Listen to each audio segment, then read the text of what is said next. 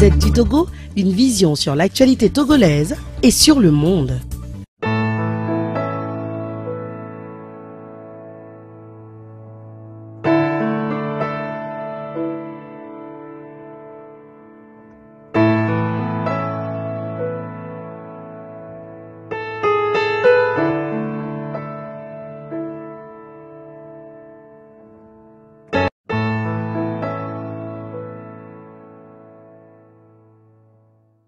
Bonjour Delphonse. Non, je vais très bien. Bon, disons que je me suis absenté pendant quelques temps de Togo. Je suis revenu quand même il y a quelques mois. Disons, je me porte bien. Le parti, comme tous les autres partis, comme la vie politique au Togo, il y a des petits problèmes. Après les élections de 2020, vous savez, il y a eu beaucoup de problèmes entre les partis d'opposition. Et puis il y a eu la Covid qui est passée par là. Donc tout ça, ça a entraîné une certaine morosité de la vie politique au Togo, que ce soit dans le parti politique, dans notre parti comme dans les autres partis. Disons que nous reprenons un peu doucement. Et puis mon absence aussi, ça n'a pas aidé. Mais nous sommes en train de reprendre les activités.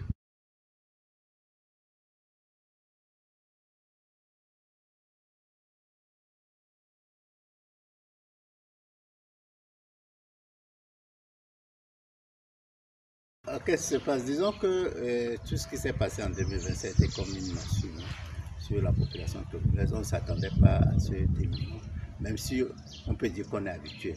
Mais chaque fois, on pense qu'il y aura un changement, un véritable changement dans le comportement des partenaires politiques qui sont d'unir pour qu'une fois pour toutes, que la vérité des choses soit dite. Bon, et ça, ensuite, il y a eu... non, la population ne sait plus à quel sein se vouer est un peu découragé par des années de lutte qui n'ont rien donné. Ensuite, il y a le Covid et le gouvernement, avec les mesures que le gouvernement a prises pour essayer de contrôler la Covid, l'expansion, la diffusion, la propagation de la pandémie. Ça aussi, ça n'a pas permis aux partis politiques de mener des activités. C'est dans ce sens que les gens pensent que l'opposition est morte. Mais ce n'est pas tellement le cas, parce que quand moi je suis revenu après près de 2 ans d'absence, je suis parti sur le terrain, j'ai mené quelques activités politiques. Il y a des partis politiques actuels au Togo qui font des activités. Peut-être qu'ils ne sont pas aussi dans une grande envergure comme par le passé, mais quand même, je crois qu'il y a du travail qui se fait pour essayer de redonner confiance un peu à la population, pour savoir que cette population doit reprendre la lutte, le combat pour elle-même, pour que la vie change un peu. Donc l'opposition n'est pas morte, il y a changement de comportement, de stratégie, mais il faut reconnaître que les activités politiques ont véritablement diminué à cause du comportement que le gouvernement a eu pour essayer de contrôler les manifestations, pour ne pas dire pour interdire les manifestations des partis politiques d'opposition.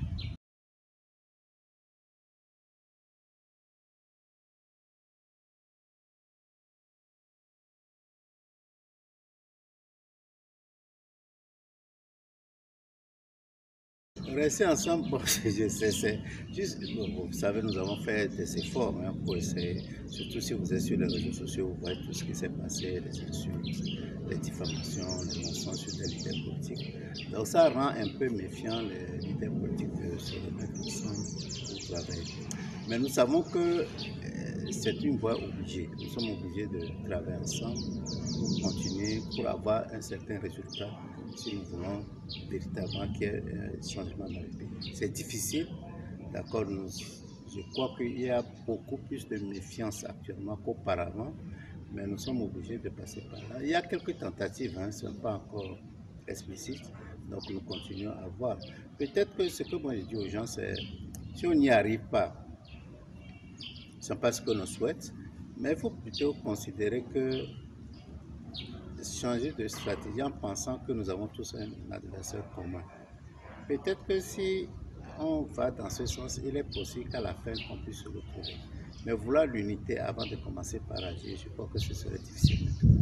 On laisse chacun faire son espoir, travailler son champ, et après on va se retrouver. Je crois que par cette voie, il est possible qu'on puisse trouver quelque chose. Ce serait un peu plus difficile qu'auparavant. Mais nous n'avons pas d'autre choix que d'entrevoir travailler ensemble.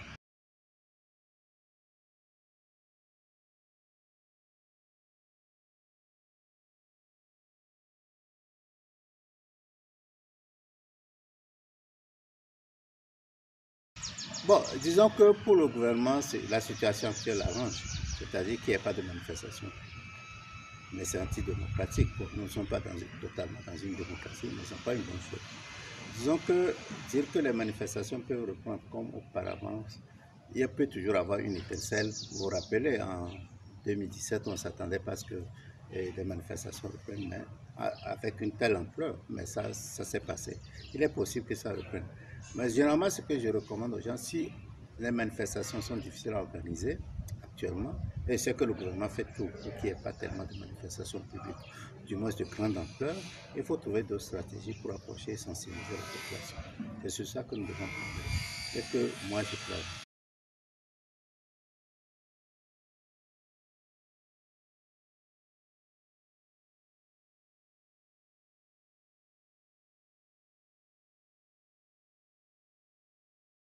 Non, c'est sérieux la cherté de la vie. Parce que je connais un cas où une femme était partie au marché le samedi, et elle est revenue, elle tremblait à cause du coût des denrées qu'elle a dû acheter. Ça, c'est un fait. Bon, qu'est-ce qu'il explique? Bon, il y a la guerre d'Ukraine, comme on dit. Il y a la reprise économique dans les pays, dans certains pays, parce que lorsqu'il y a repris, automatiquement, lorsque l'offre n'a pas suffisamment préparé, lorsque les entreprises ne sont pas prêtes, donc ça crée une surchauffe, il y a inflation. Bon, ensuite, il y a des mesures que l'on prend. Malheureusement, le gouvernement n'a pas pris ces mesures pour apaiser la souffrance des populations ici. Je crois donc, si on doit résumer, c'est la reprise économique, la guerre en Ukraine qui entraîne l'accroissement de certains pays. Et la pandémie aussi qui a contribué à que la production soit diminuée en certains endroits. Mais avec la reprise économique, il y a eu cette chose. Mais le gouvernement aurait dû prendre des mesures pour apaiser la souffrance de la population, ce que le gouvernement n'a pas fait. Les mesures prises s'intéressaient à une partie de la population, même si elles étaient d'abord par ailleurs insuffisantes, mais elles se préoccupaient surtout des fonctionnaires, des gens qui travaillent. Ouais, lorsqu'on donne une indemnité aux travailleurs pour le transport, il y a quel est le pourcentage de la population togolaise qui prend le transport? Lorsqu'on augmente les salaires, lorsqu'on augmente les pensions, ce qui est une bonne chose par ailleurs, hein, mais quel est le pourcentage de la population qui va bénéficier de ces avantages? Donc je crois qu'il fallait prendre des mesures qui avantagent une grande partie de la population plutôt que centrer des mesures sur un pourcentage très limité de la population. Les mesures prises, je ne sais pas si ça préoccupe, si ça intéresse 10% de la population, sauf les mesures d'engrais, mais malheureusement les gens qui utilisent les engrais, la période durant laquelle ils ont besoin d'engrais était déjà passée. Donc c'est des mesures que je crois que le gouvernement devait revoir sa copie sur ce plan.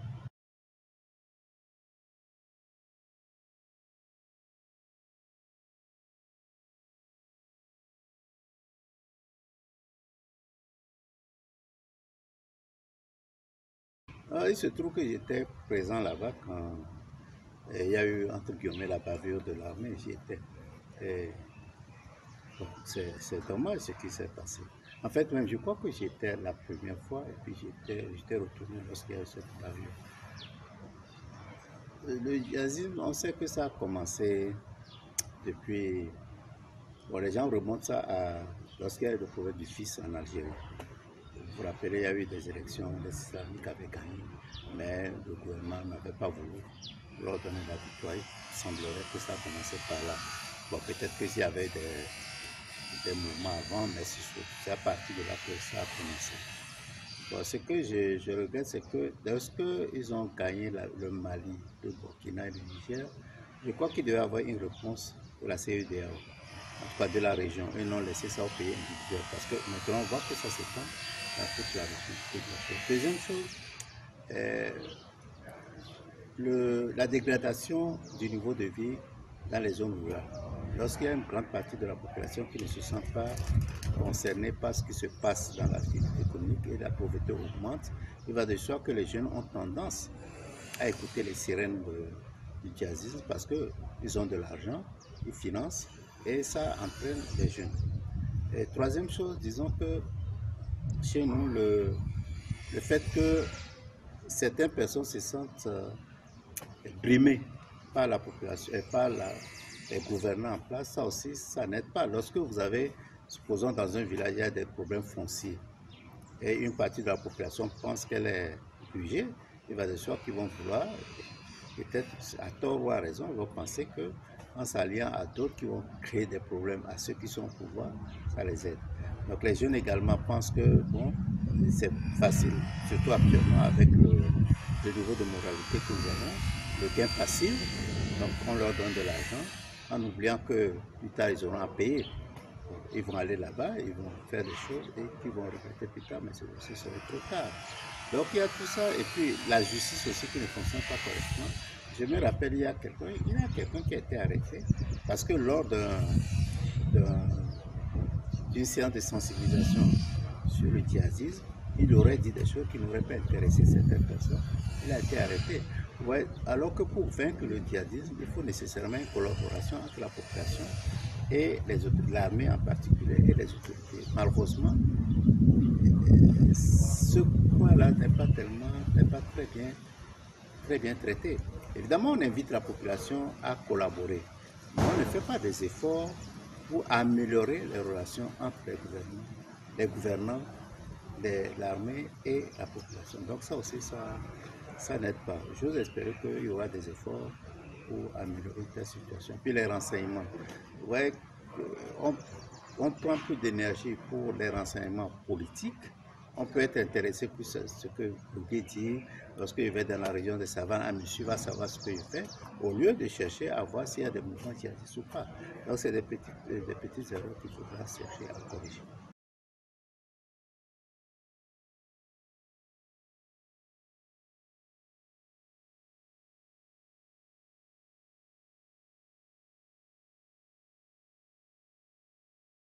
Bon, en principe, bon, je n'étais pas là quand il y a eu les premières élections, sur les premières réunions sur les élections du CPC, du cadre de dialogue entre les partis politiques, les acteurs politiques, cadre de concertation des acteurs politiques.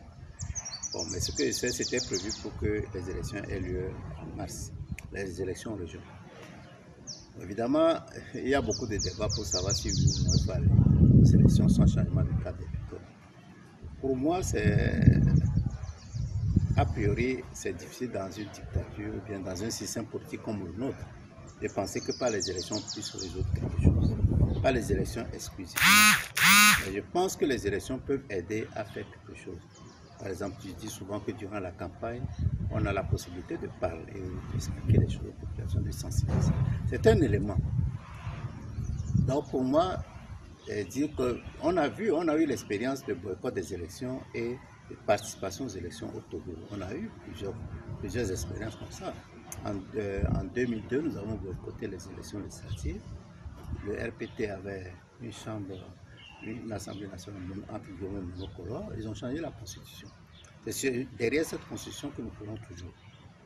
En 1993 d'abord, oui, nous avons boycotté les élections présidentielles. Et RMA a été élu sur un fauteuil, il est resté au pouvoir jusqu'à son décès. Donc, et puis en 2018, dernièrement, nous avons boycotté les élections législatives et les partis politiques sont en train de payer sa chère, d'opposition, je veux dire, sont en train de payer sa chère sur le terrain. Donc pour moi, dire qu'on ne va pas aux élections, je ne pense pas que ce soit une bonne solution. Donc nous devons retrousser nos manches pour sensibiliser la population, en espérant que la population comprendra pour choisir le bon côté.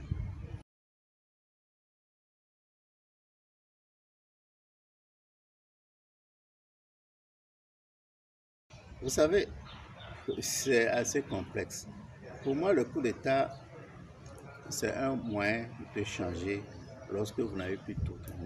Si le système électoral est correct, on ne doit pas admettre le coup d'État.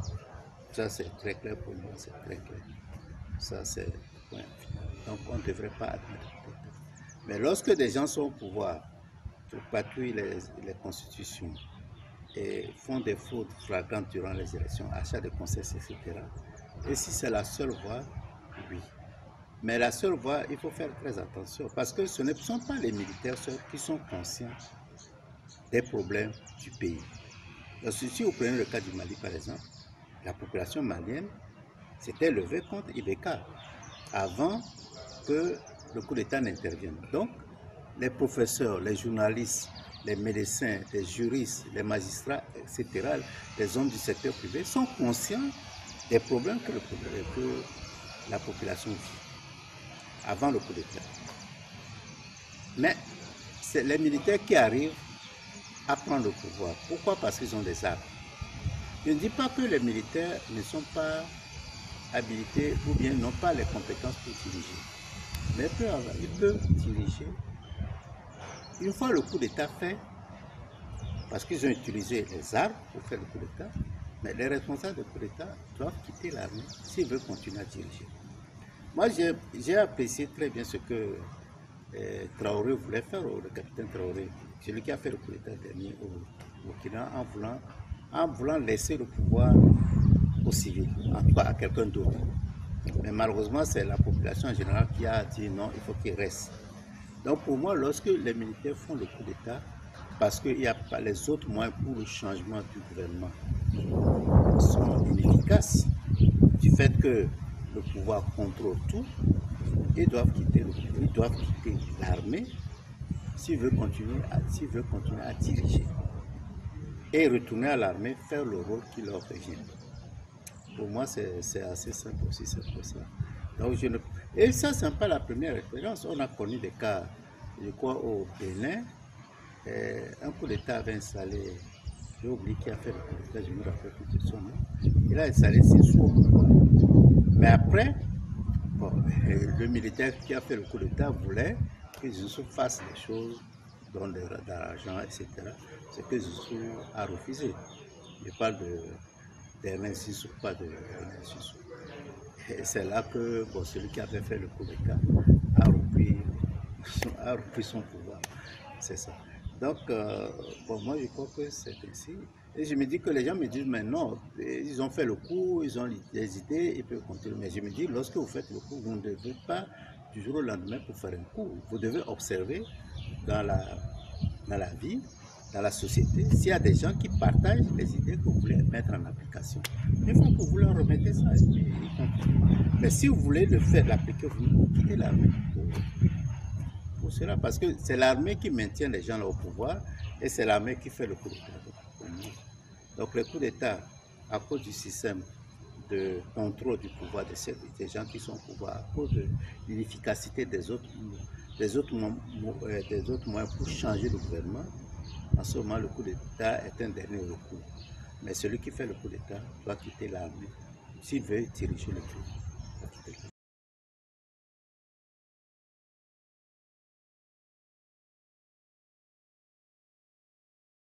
Non, la CEDEAO ne peut pas gérer parce que la CEDEAO s'est mise en mauvaise posture.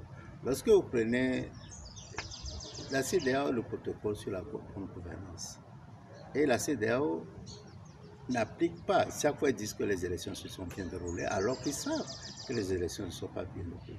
La CEDEAO peut bien gérer si la CEDEAO applique a priori les accords qui entre les pays, appliquent le protocole de bonne gouvernance. Vous voyez en Guinée, Condé ne devait pas faire le troisième mandat, il a changé la constitution, il y est. En tout cas, il a pris le pouvoir, il a martyrisé la population, il y a eu coup d'État. Bon, dans certains pays, il n'y a pas de coup d'État, mais si les circonstances le permettent, il aurait pu avoir des coups d'État là-bas. Pour le Mali, même les élections, le deuxième mandat de Ibeka, il semble que les élections n'étaient pas du tout transparentes. Et puis la corruption, la gestion était calamiteuse dans ce pays. Qu'est-ce que la CEDEAO a fait pour... Je crois qu'ils doivent trouver des moyens pour rappeler à l'ordre les responsables pour que la gouvernance soit bonne. Si la gouvernance est bonne, il va avoir. Donc, ce n'est pas la peine de laisser une mauvaise gouvernance et après dire aux gens qu'il ne peut pas avoir de changement anticonstitutionnel parce que le coup d'État rentre dans ce domaine. Ils sont contre les révolutions qui vont partir les chefs d'État aussi. Vous vous rappelez du cas du Togo de 2017-2018. Ils n'étaient pas d'accord avec ça. Mais alors, il faut faire appliquer les textes. Quand vous ne faites pas appliquer les textes, c'est difficile après de dire aux gens pas de coup d'État, pas de révolution.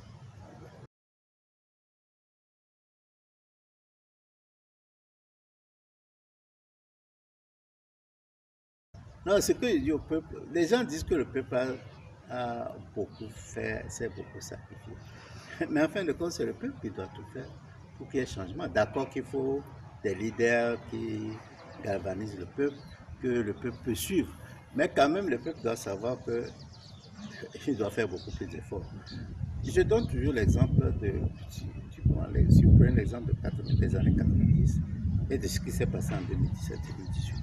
Vous voyez qu'en 90, toute la population se levait contre le système. En 2017-2018, ce n'était pas le cas. Ce n'était pas du tout le cas. Même s'il y a des masses qui sortent, qui marchaient, vous savez que certaines villes étaient calmes. Vous savez que des quartiers de Lomé étaient calmes. Et vous savez qu'il y a des corps, des couches sociales qui ne bougeaient pas. Bon, je dis aux gens que mais vous pouvez avoir 1 million ou 1 million de personnes qui bougent à Lomé, mais si vous ne voyez pas les magistrats dans leur, comment on appelle, toge, les professeurs d'université, vous ne les voyez pas. Vous ne voyez pas les médecins, les professeurs de médecine qui sortent. Vous ne voyez pas les hauts cadres de l'administration publique qui marchent. L'effet n'est pas d'accord qu'il y a effet de masse, mais vous ne voyez pas ces composants de la société. C'est un peu difficile. Ça, les gens ne savent pas de comprendre ça. Parce que si c'est le cœur même du pouvoir, le pouvoir est assis sur ces groupes sociaux. Malheureusement, ici, bon, il y a, disons quand même, il y a des individus, des professeurs d'université qui marchaient avec nous. Il y a d'autres médecins qui sont sympathisants de nous. Mais si vous avez vu ce qui s'est passé au Burkina pour que Blaise parte, ces gens marchaient dans la rue. C'est la même chose qui s'est passé en Algérie. D'accord que ça n'a pas abouti, mais vous vous rappelez, les magistrats sortaient, marchaient. Mais sinon, les fonctionnaires ne veulent pas marcher. Pourquoi? Ils sont satisfaits de la situation. Les médecins, tu ne verras pas les médecins dans leur blouse marcher. Tu ne verras pas les professeurs de l'université faire ça en tant que corps. Les avocats, vous vous rappelez, dans les années 90, c'est les avocats qui ont lancé le mouvement. Est-ce que vous avez vu ça maintenant? Vous ne voyez pas ça. Donc, la population, d'accord que la population fait, les jeunes, beaucoup de jeunes se sacrifient, mais il reste encore un peu. Aussi longtemps qu'on n'a pas obtenu les résultats, ça veut dire qu'on n'a pas suffisamment fait. Donc, c'est difficile à dire, mais que si vous voulez, si on veut véritablement un changement, il faut que la population monte en adhésion sur toutes les territoires nationaux et dans toutes les composantes de la société. Professeur Megobi, merci. Merci, Delphonse. La Gazette du Togo, une vision sur l'actualité togolaise et sur le monde. Rejoignez-nous sur le www.lagazettedutogo.com ou sur nos comptes Facebook, Twitter et YouTube. Pour tout contact, écrivez à contact@lagazettedutogo.com ou appelez le 92 80 88 53. La Gazette du Togo, c'est l'information en continu.